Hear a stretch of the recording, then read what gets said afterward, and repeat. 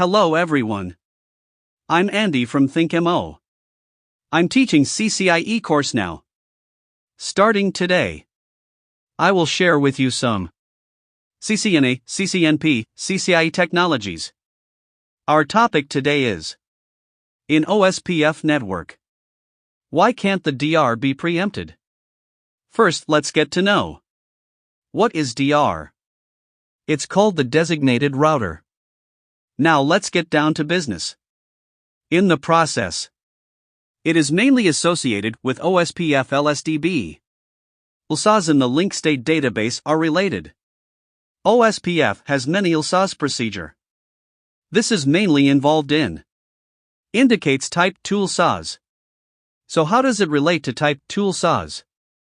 First of all, for MA or NBMA environment, DR-BDR exists procedure. The DR is called the designated router. Type 2 LSAs are generated by it. For type 2 LSAs generated by DR, what information is being described? If we want to make sense of DR, why can't it be preempted?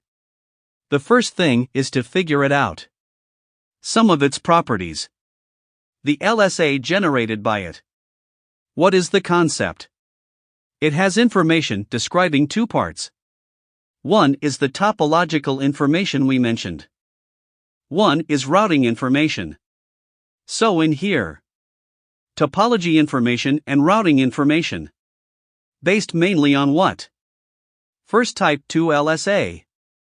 This is what we refer to as the middle LSID. It is the IP address of the DR interface. Then there's netmask. This is what we call a netmask. So we go through the link state ID and the netmask. Do the AND operation to get the routing information. What's involved in this? Topology information and routing information. Just a quick mention. So let's draw a picture here. Two routers.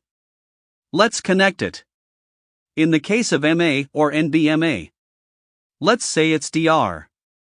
What it produces is the link state ID of its interface. Then it advertises its own netmask. In this case, it will send it to the entire OSPF network through some of the corresponding routers. Because of OSPF link state routing protocol, it will send LSAs in the LSDB. Synchronize the data to the whole network. Let's say it's now DR. It's in this router. We'll call it router 2. This is router 3. In this direction. Let's say I have router 1. In this direction. There is a router 4. There are a lot of routers connected down there. In this topology. Once the DR changes, which means that the router behind the DR, the routing information must be recalculated. Update the validation status database. In the link state entry protocol, it uses an algorithm called SPF. It's called acyclic based shaping algorithm. As we mentioned, MA and NBMA is actually a tree of SPF. So let's keep drawing it. Let's take a simple extension spectrum. The entire OSPF network. It's all based on SPF. It's called the tree algorithm. Like the branches of a tree. If this tree changes, the branches change too. It affects the whole body. This trunk is the equivalent of DR. It is the shared link we mentioned. DR changes. The value has to be recalculated. So once the DR is preempted, it will result in the number of SPF algorithms recalculation. The device performance deteriorates. In addition, the convergence speed of the network is reduced if you join.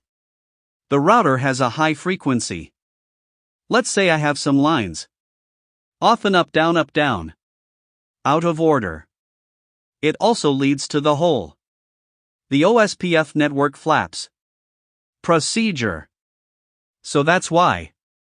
In an OSPF network environment, DR must not be preempted. This is also in some interviews. Topics that might be covered. So you can start with analyzes type 1 or type 2 LSAs.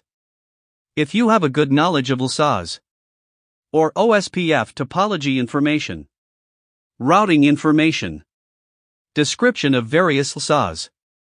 If you know enough. So there's nothing wrong with that. That's all for today. If there are any other skills you would like to learn, feel free to leave a comment or send me a private message. If you're interested in what I'm talking about, hope to like and subscribe more. Thanks and see you next time.